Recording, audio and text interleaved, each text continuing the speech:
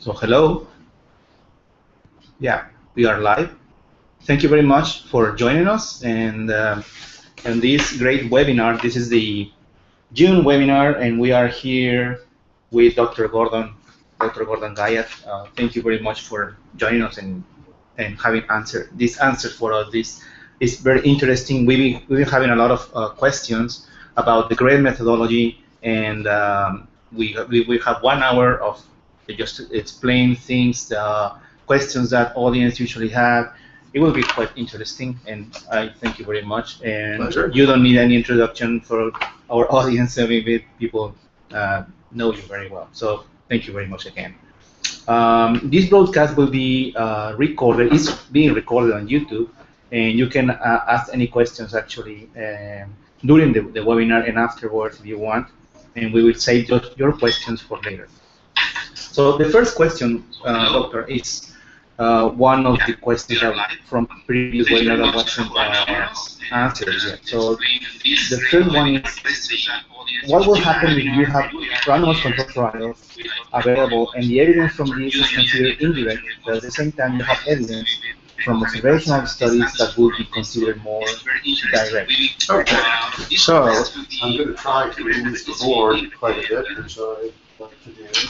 So the situation is observational studies direct and these indirect.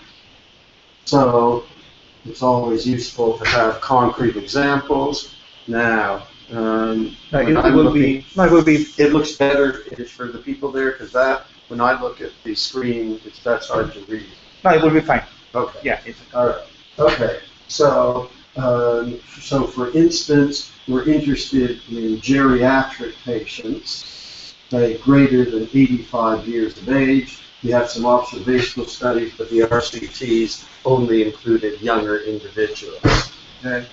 Well, the issue is that if you have observational studies, even if it's direct evidence, we're going to consider it low confidence unless the effects are large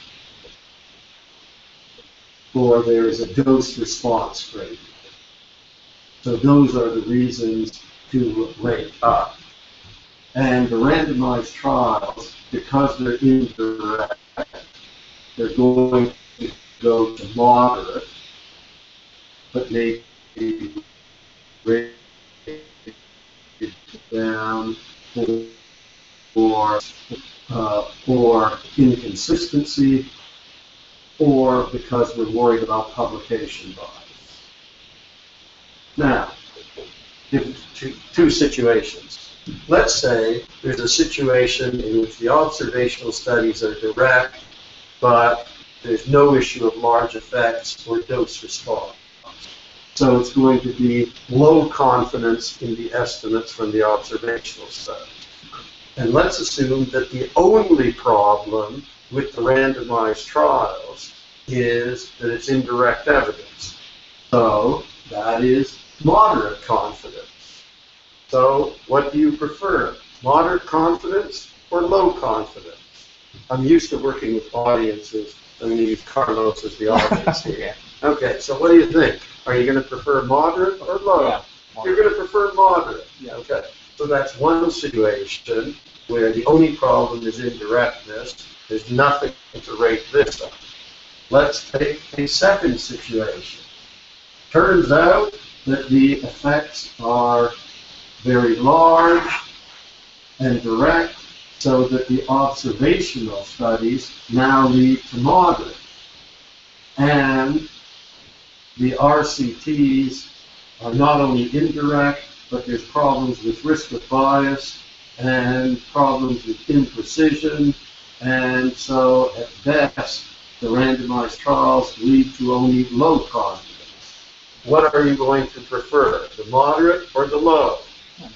The moderate, okay.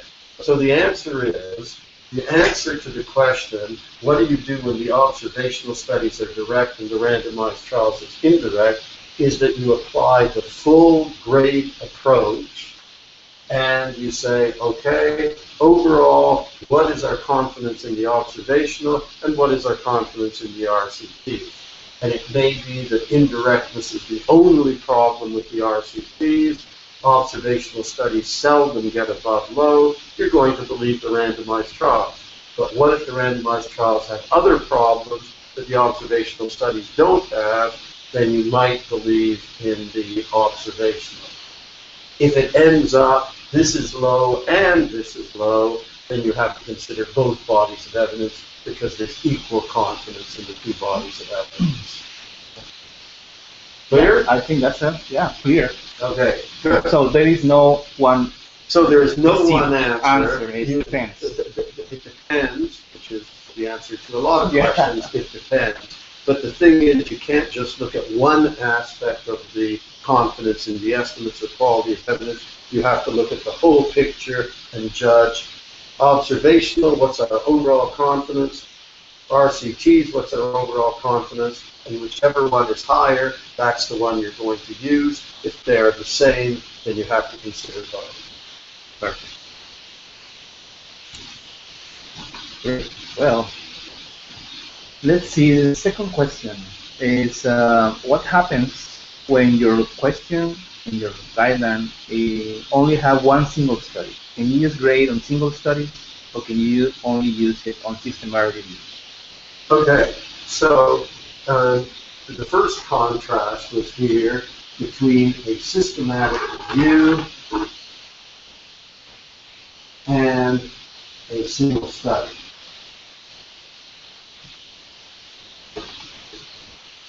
So, this is potentially a false contrast because grade says you need to look at all the best available evidence.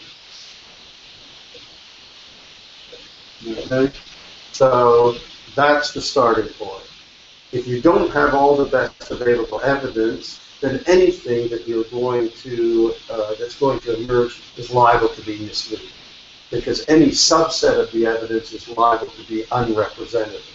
And that was when we look at the past where people did not do systematic reviews and you have experts' recommendation behind the times disagreeing with the evidence or disagreeing with one another. It's because they took unrepresentative samples of the evidence to a large extent. Okay, so grade starts with all the best evidence. If you apply the grade approach to an unrepresentative sample, you might get something that looks good but will be misleading. The grade approach doesn't protect you when it's the wrong evidence. Okay? Okay. So we want all the best evidence, and then we do a systematic review. And what if the systematic review yields only a single study? Then that is all the best available evidence, right?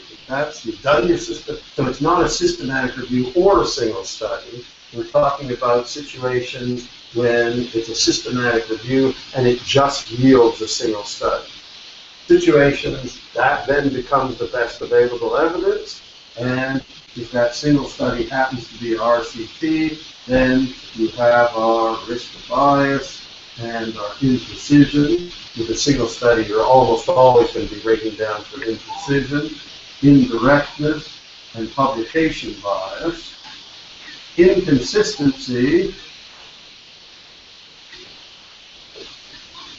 no inconsistency, you only have one study. But one will be, what we tend to do is we've just got a single study, we take a very careful look at all the reasons for rating down. But that is the best available evidence, and yes, you can then apply the grade approach to that single study, considering all these factors and deciding your confidence in the estimate, which will, from a single study, will almost never become. Occasionally, aspirin and myocardial infarction, the evidence comes basically from a single study. It had 20,000 people in many countries, and none of these problems. And then we may end up with high confidence in a single study. That will be very unusual, but it could happen. Well, I think that's Very interesting, and yeah, it's a very common situation actually in some clinical questions. Yeah. The new products or new medication usually. That's right, and we will tend to be skeptical under those situations. So that's one, by the way, one of the situations within precision where we have come up with the optimal information size, because if we see initially large effects with small studies, we tend not to believe it. And whatever else you're rating down for, we almost always will rate down for imprecision. That's right. Those to account when a study is stopped early. Yes. Okay. So,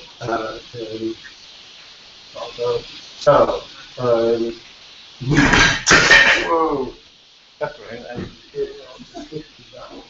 Okay. So we know large effects from small studies tend to be non-replicable. Okay, in other words, we have many settings where we start out with small studies and large effects, and over the long term, it tends not to work out. Okay, and so one way of dealing with this is the optimal information size. And the optimal information size says you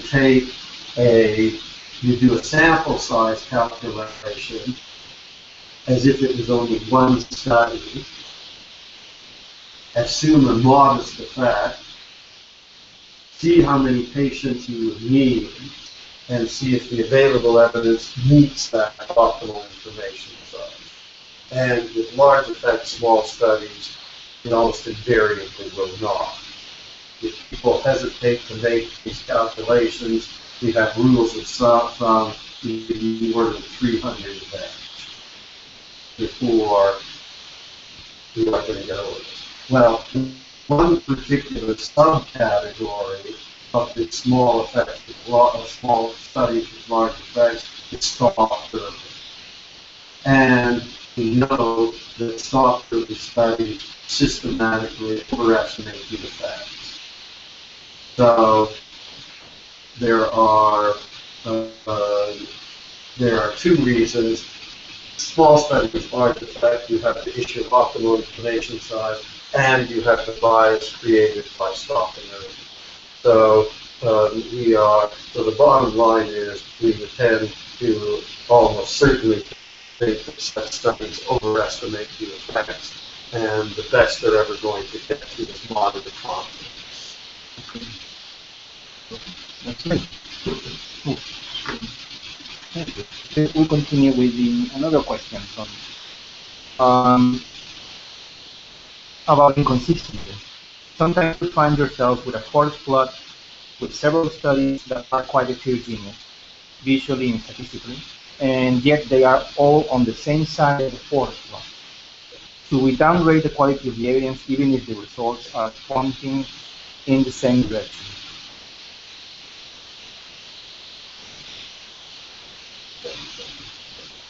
Okay, so here, okay, so this is the situation we're talking about. So everything's on the same side. Your pool estimate might be something like that, but you have this inconsistency. So what does that tell you? So, Carlos, does the treatment have a benefit? Yes or no? Yeah. Yes, the treatment benefit, okay? Is the benefit small or is it large?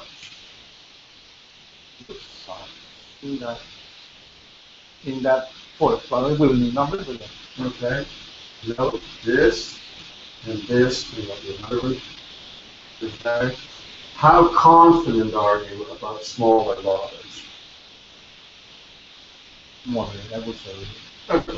So we have some questions about small or large. Right? Yeah.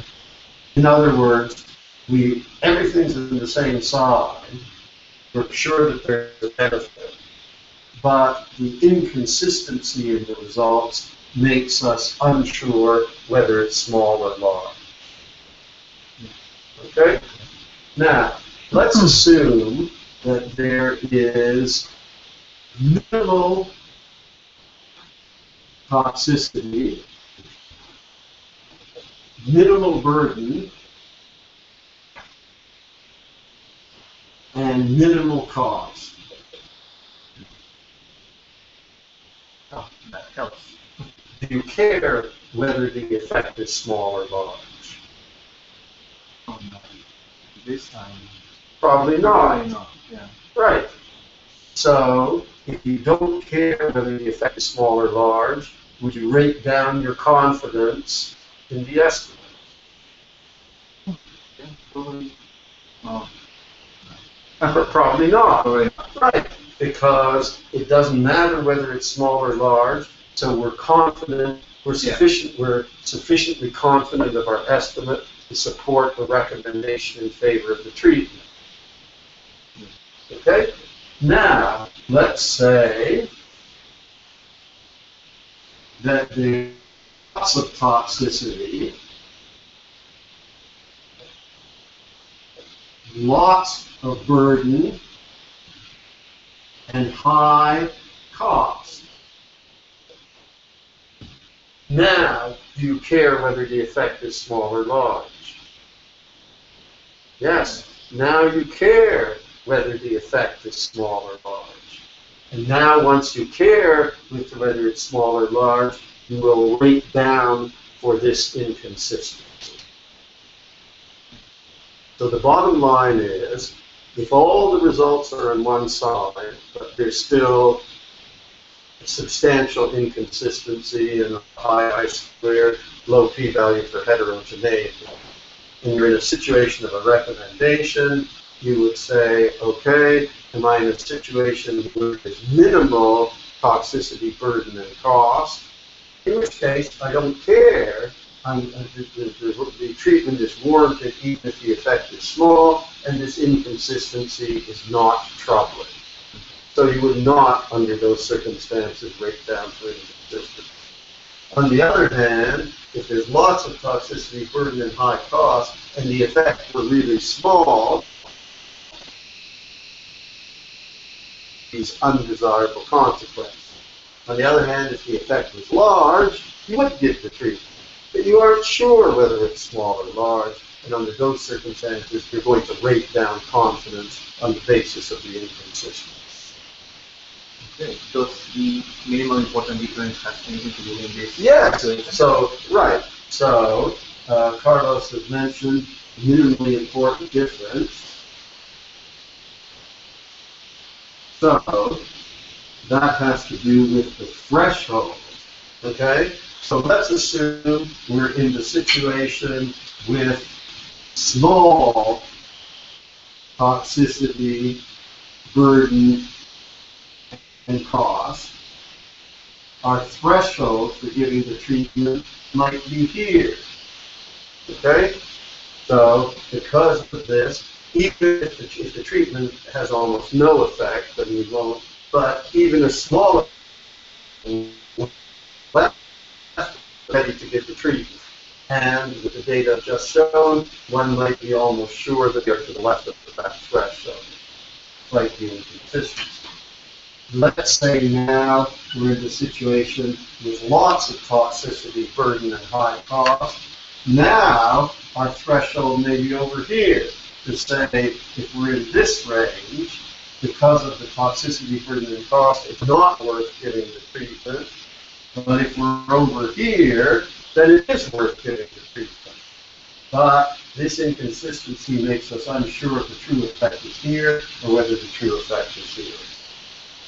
So yes, it relates to the minimally important difference, which in this situation we can translate into the threshold beyond which we are ready to administer treatment. It's sort of all the threshold at the end. Well, that's very good thing. Clear? Clear? Yeah, it's clear. Okay. Hope it's clear to the people out there. Yeah, At least it's clear to Carlos. Yeah, we have the, yeah, okay. let's continue with the question if we are ready. Certainly. Another question is, does GRADE recommend that we produce GRADE evidence profile tables when we cannot pull the data? If so, what do we put in the relative and absolute effects columns? Do we leave it blank, or should we summarize the findings of the studies in this column? And if so, do you recommend that we do it, or should we just discuss these studies narratively in the text? Okay, so this is probably the most difficult. Carlos and I went over the questions yesterday, and this is probably the most difficult. And it is, for future, whoever asks this question, it would be interesting to give a specific example and see how to deal with it. But, so we can't pool, and our summary of findings table, if it's a binary outcome, has the relative effect and the absolute effect. And what do we put here? And I would say, so do we just put question mark? That's one possibility. We have no idea of the effect. Okay? And if that's what you're putting in here, your confidence is going to be low or very low, and we just say we don't know. So that's one option. Another option is just to be qualitative. We don't know, but our best guess is the effect is large, or the effect is moderate, or the effect is small. So you could put in some qualitative sense of what the magnitude of the effect is. That'd be another option. A third option is, even if you've been unable to pool, the question, what makes it better to have a real-life example is the question is, why couldn't we pool? But let's say for some reason, one study shows a 10% relative risk reduction, one study shows a 20% relative risk reduction, and one study shows a 30% relative risk reduction. For some reason, I'm unable to pool it. It may still be reasonable to put in 20% relative risk reduction as our estimate of relative effect, and if the baseline risk is 10%, with a 20% relative risk reduction, our best guess is a 2% absolute risk reduction. So I think to help more, I would need to know what is the specific example and why couldn't we do it. But depending on the examples, the right thing to do might be just to say question mark, we don't know what the effect is, to make an estimate in a qualitative way, whether the effects are large, moderate, or small, or even though we couldn't prove, to make a quantitative estimate of relative and absolute effect. Right. But again, I might be more helpful with a specific example. Yeah, it's quite clear. But yeah, it was a really difficult question and common actually. All right. Another question now for this webinar in June. This question is from Professor Dan Meyer from Albany Medical College. And he said, well, he has several questions. Number one is, for scoring bias, does lack of allocation concealment count as serious? And lack of blinding as very serious? That's the question. One of the questions. Right. So, how much in risk of bias in randomized trials does one rate down for lack of concealment, and how much for lack of blinding? And as we said earlier, the easy answer to many, many questions is it depends. Okay? And let us say, so why are we worried about lack of concealment? We are worried about imbalance of prognostic factors. So when there's lack of concealment, you might want to look very carefully at the usual table 1, and have they considered all prognostic factors that we know of? And it's a situation where cardiovascular disease, we know a lot of the prognostic factors. There's age, sex, lipid status, hypertension, diabetes, family history, smoking, and so on. So let's say we're in a situation where we know a lot of the prognostic factors. They are well documented and they're well balanced between the two groups. Under those circumstances, we may be less concerned about concealment, lack of concealment. On the other hand, we don't know much about the prognostic factors, or they're not well documented, or they're unbalanced between groups, then we might have lots of concern about concealment. Okay. Now, let us consider the blinding issue. The outcome is questionnaire measuring quality of life, interviewer administered. Okay? So, in that situation, one could imagine big placebo effects. One could imagine interviewer effects, that the interviewer being unblinded. And you could think of biases from the clinician as well. Okay?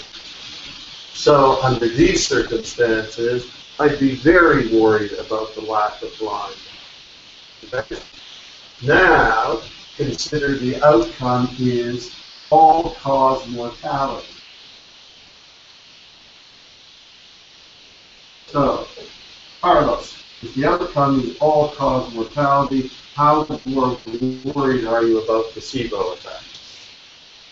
Not very much. So the blinding of the patients might not matter. Yeah. How worried are you about adjudication? In other words, the people who are deciding whether the outcome has happened. How worried are you about that? Mortality. All-cause mortality. Oh, no. No, because mortality is really how easy it is to make a mistake about whether someone is dead or not. Very not Pretty difficult. Yeah. Most of us can tell whether somebody's dead or Yeah. not. Okay? So here, probably the patient blinding does not matter, and the adjudication. What about data collection? Is it likely that a data collector will make a mistake whether it's not so? No. So none of the blinding of those groups matters under those circumstances. So here we have a situation, contrast the situation where it's a quality of interviewer administered quality of life questionnaire, where the blinding of all these people matters a lot, versus all-cause mortality, where the blinding of at least these three groups doesn't matter at all. So if we say, what is the relative weight, we put a lack of concealment, lack of blinding, and again the answer is it depends. When we know lots of prognostic factors, they are well documented in the table of prognostic factors in the intervention and control, and it's very nicely balanced. Probably the lack of concealment has not led to bias. On the other hand, when we say are not measured, not documented, then or they are documented and there's an imbalance, we're really worried about concealment. With blinding, some issues of subjective outcomes, we're very worried about lack of blinding. Some that are more objective, and at the extreme all-cause mortality, we may be much less concerned. So the relative weight of concealment and blinding in terms of risk of bias will depend on the context.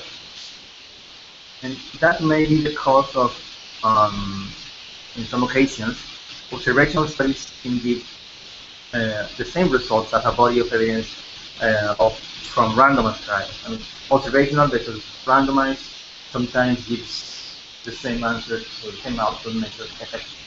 Yes, sometimes it doesn't. Sometimes it doesn't, and when it does, this could be the reason. I mean, it's well, in terms. So and protection against bias. Okay, so we have randomized trials and we have observational studies. So we have bias associated with prognostic imbalance. The randomized trial strategy to deal with that is randomization. The observational study strategy to deal with that is yes, adjusted analysis. And the problem with adjusted analysis is it can only deal with the prognostic factors we have known and measured well. It cannot deal with prognostic factors that are poorly measured, not measured at all, or unknown. That's why we're a big reason to always. So, if we next have placebo effects, randomized trials deal with that by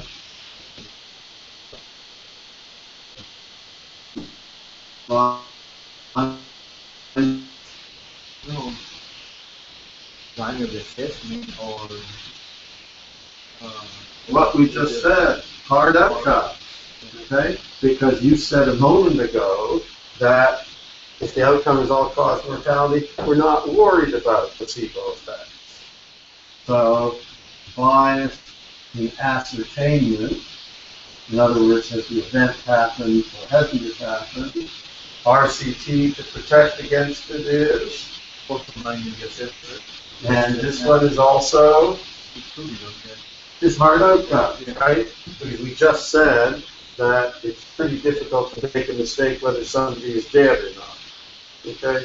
So you can consider these issues of how well has the randomized trial protected against bias, how well has the observational study.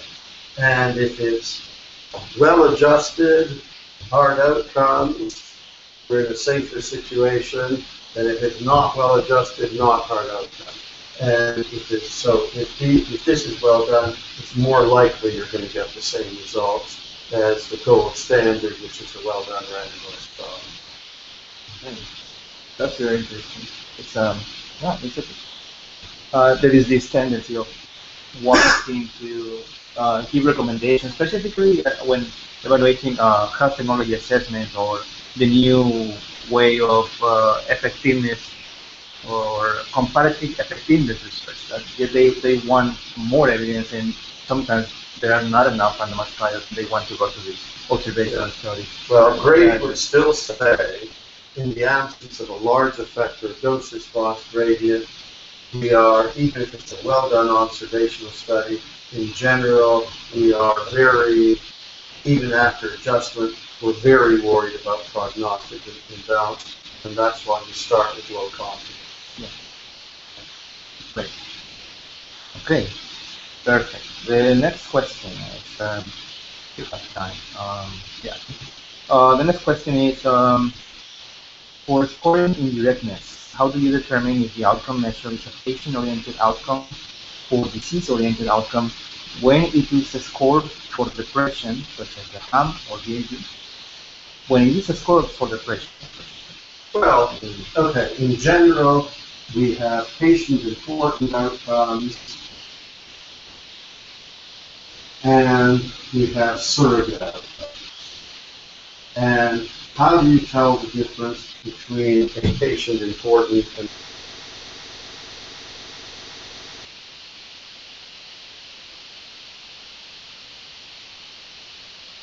patient-important outcome will be going right to right? And the way I make the distinction between the two is if the patient, if the outcome were the only thing to change in a situation where there's appreciable burden or toxicity, would the patient be interested? So, if we, let's take diabetes, if we are reducing cardiovascular death or myocardial infarction, would the patient be ready to tolerate some downside with treatment? And the answer is also on the patient. Yeah. but they may well. Yeah. If there is no effect on macro or microvascular events, and the only thing is the treatment lowers blood glucose, would the patient be interested in the treatment? No, right? Because there'd be toxicity with no benefit that's important. Okay? If we are reducing fractures, might the patient be ready to tolerate some burden and toxicity? Yes. If we aren't changing fracture rate, but we're improving bone density, is the patient going to be ready to tolerate toxicity and burden? No. Okay. So the way of distinguishing between a patient important and a surrogate is, if that outcome were the only thing to change, might the patient be ready to tolerate some toxicity or burden? Okay? Now,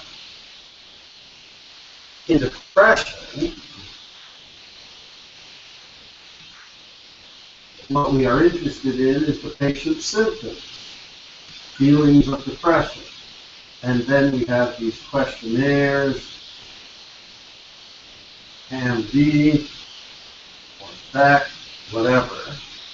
Well, these things are measuring patient symptoms, which is what patients care about. So they are not surrogates, they are direct measures. One can question is how well they measure the symptoms. So when you're talking about questionnaires, you have issues of validity. Is it measuring what is intended? Is it responsive? If people change, they get better, does the questionnaire pick it up? So there's no question in depression, the patient-important outcomes are the symptoms of depression, patient's feelings. The questionnaires are at least attempting to measure the symptoms, which are the patient-important outcomes. The only issue would be how well the questionnaires measure the things that are important to patients. Okay. How can you determine publication bias if there is a small, not well-done study from a low-income country that had a positive result? Does that matter? Okay, so publication bias is one of the most difficult areas to make a judgment because you never know what is out there. Okay? So when do you worry about publication bias? Small number of studies.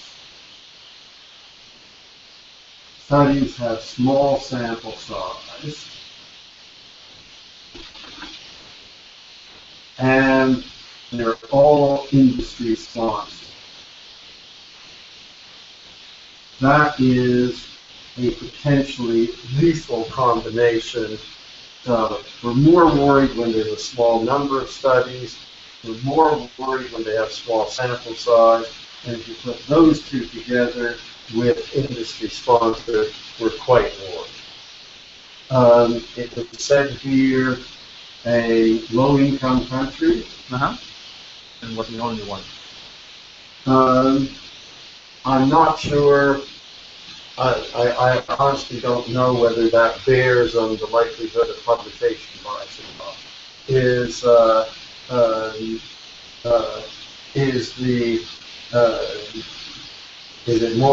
publication bias more likely in a low-income country than a high-income country? I would. As a matter of fact, the examples that we know of where the industry has hid the data and not published the negative trials, those examples where we're sure of, the ones that I know of anyway, are all from high-income countries. Yeah, yeah. Unfortunately, that happens a lot. Well, now it happens.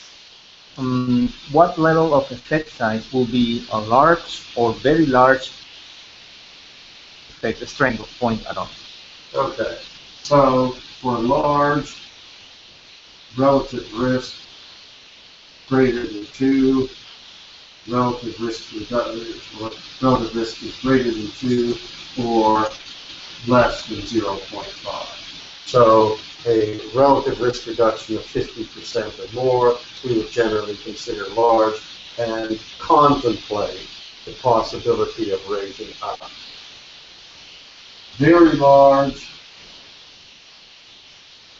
we have equivocated a bit, greater than 5, which means less than 0.2, or greater than 10, less than 0.1. In this range would be large and very large.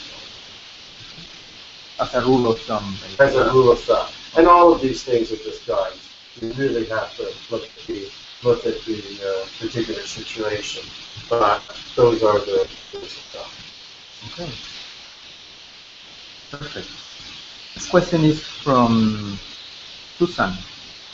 It's from Sweden. Yeah. And I'm going to read his letter. Her letter is Dear Gordon, I'm wondering if you can spend a couple of minutes discussing strategies to apply grade in guideline development when basing the guideline on systematic reviews rather than on randomized controlled trials.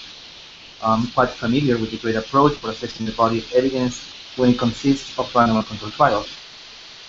With systematic reviews, we are having difficulties in our legal development group. Our literature searches typically come up with 2 to 5 systematic reviews on a particular intervention for, let's say, chronic low back pain. We like to include all those systematic reviews in our guidelines and base our assessment of strength of evidence on all of them, because they often have slightly different inclusion criteria and have included slightly different, but then often overlapping, randomized controlled trials. Some of the authors of these systematic reviews have used grade, but some haven't. Our rationale for basing our guidelines primarily on systematic reviews is simply limited resources. So the question ends up as, how can we apply grade on a body of evidence without having to assess risk of bias in the individual primary study? Okay, so the way the question is stated, let me reinterpret it there. RCTs or systematic reviews. And the way the question is stated, it would be RCTs are preferable. But I think what the question means is that you do your own systematic review. We have said earlier on in this webinar that we want to base our inferences on all of the best evidence, which means we have to have systematic review. So ideally, the guideline panel themselves or would contract out for somebody, unless there was an ideal systematic review that has just been done recently, is to do their own or an updated systematic review. But our questioner says, we don't have the resources to do our own systematic review. So she says, we have other people's systematic review, and they're anywhere from 2 to 5 systematic reviews. And they're all a little bit different. They may be different in their eligibility criteria. They may be different in their in the studies they included, and so on. Okay? So, if you're not, so unless you're going to say, well, this one was very good, but it missed this trial, so we're going to use this one, but we're going to add in the other trial, and so on. You can do that sort of approach, but I think our questioner is saying that she doesn't have the resources to do that. So it would seem to me you pick the best systematic review. So you have a bunch of them, and it'd be nice to consider them all.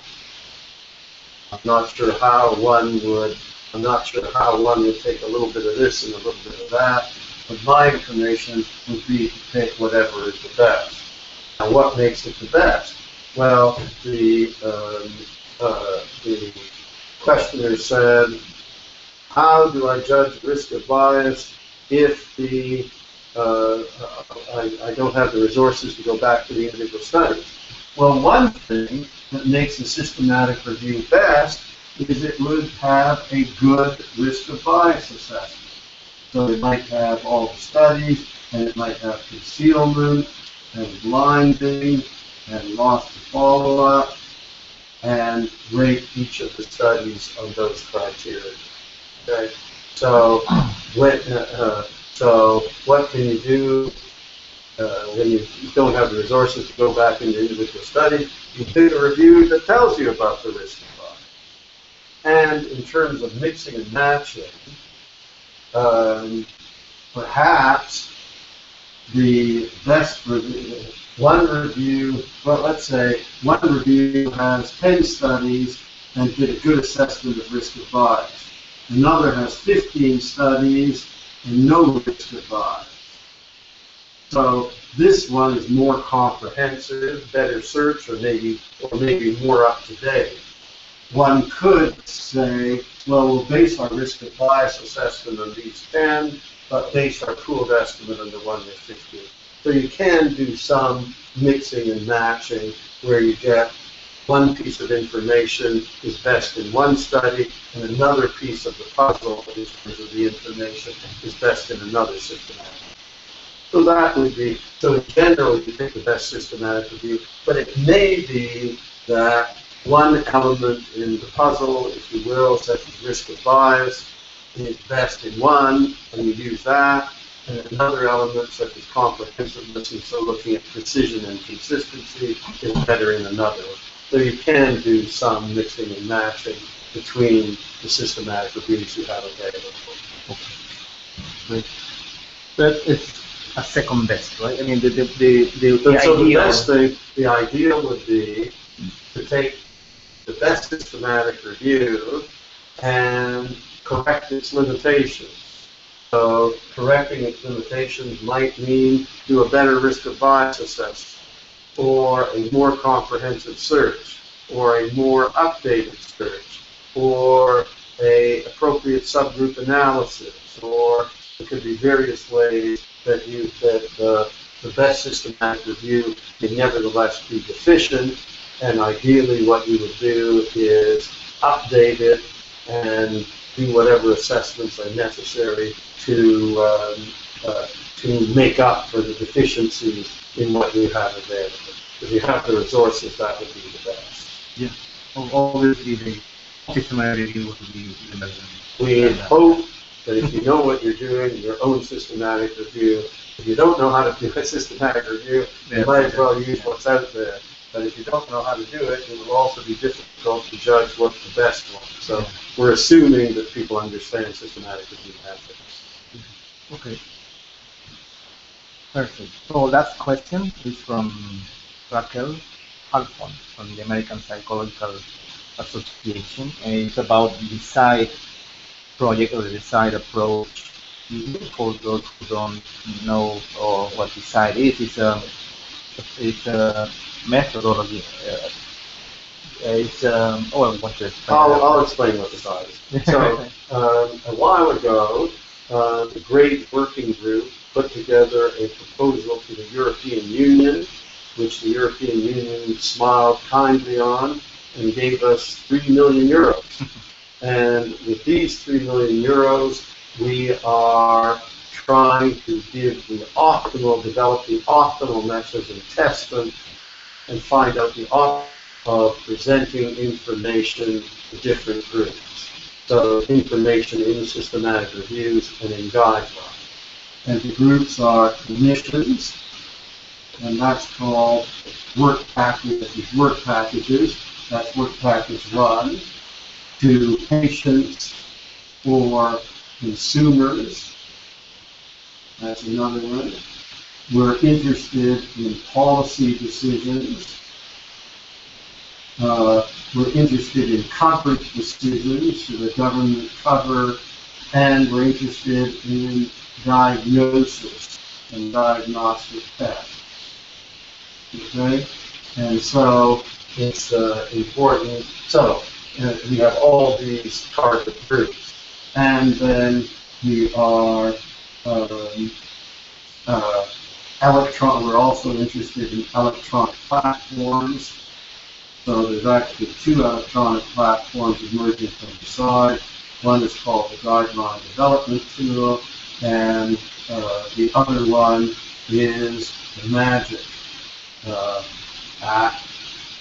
These are electronic platforms that are emerging.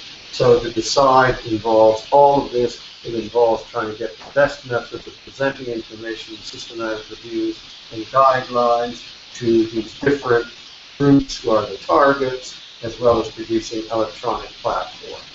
So that's what decide is all about. Well, particularly the question from Raquel is when she read this one of these articles about the design group, it says on the decision table, when rating the benefits versus harms of individual outcomes, do you still rate an individual outcome even if the evidence quality for that particular outcome is rated as low or very low, as long as a full effect is provided in the evidence profile? Okay, so the outcomes are mortality, and because of relatively small sample size and number of events, we have only low confidence in mortality. But let us say for something to prevent, say the area that I'm interested in, one of the areas is venous thrombosis, and because these events are much more frequent than death, we have high confidence in this. And then we have bleeding, and say we have high confidence in this. So, we have high confidence in this, only low confidence in mortality. Should we consider mortality? Well, and it's true that sometimes venous thrombosis causes death, fortunately infrequently. Sometimes bleeding causes death, fortunately infrequently, and death may thus be very important, okay? So even if there's low confidence, one has to consider the mortality issue. Challenging and tricky, so what do you do with mortality if you don't know? One thing is, it makes it much more likely that there's going to be a weak recommendation.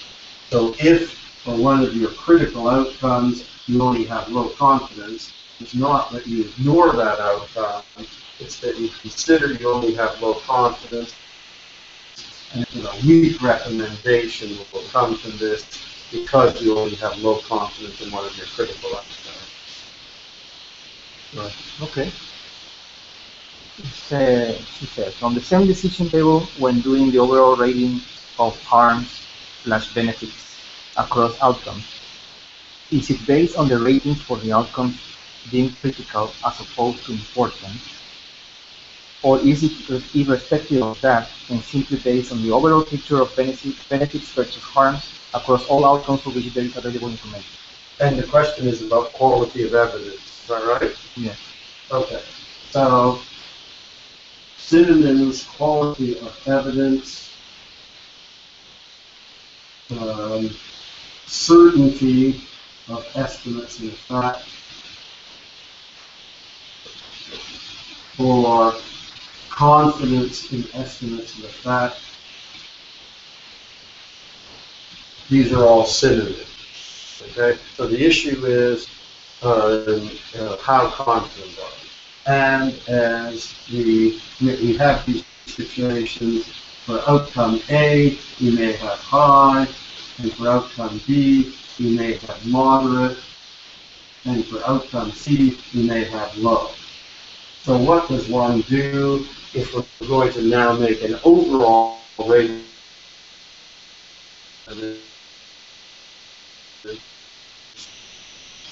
The tradition in other places was only the most important benefit. So if the most important benefit was high, but the harms were moderate or low, people would say it's high. That didn't seem like a good idea. So we could take some kind of average. We could say, well, one outcome high, one outcome low, one moderate, on average it's moderate. We didn't like that either. We could take the lowest. Okay, so in this situation, it would be low. The trouble with that is that you can almost always find some outcome where you're not confident, your overall rating will always be low, and that's not very helpful. So what we decided was the lowest of the critical. So in this situation, if the only critical outcome is A, you rate high. If A and B are both critical, the overall would be moderate. If A, B, and C are all critical, it would be low. So the grade suggestion is your overall confidence is the lowest. So if this is critical, but these two are only important, it is high. If these two are critical and this is important but not critical, it's moderate. If all three are critical, then it's low. The lowest critical will be the The main lowest point. critical is the overall, is what we suggest as your overall rating of confidence or quality of evidence. Excellent. And good for memory, for people who lack memory like me. Yeah. Okay, so time is up, and yes, and We got through all the yeah, we questions. got through all the questions, unfortunately. And if the audience has more questions, please send it to me or to the instruction. In the instruction that I send it to you, there is the where you can send the questions. We will have more of these great webinars after. Actually, it will be like every 2 months or 3 months, depending on the questions that we have from the audience. So, thank you very much, Doctor, for answering Pleasure. the question. It was really helpful. I think I'm sure very much that everyone feels that way. So I will see you next time. And thanks a lot. Good. And thank you all for joining us.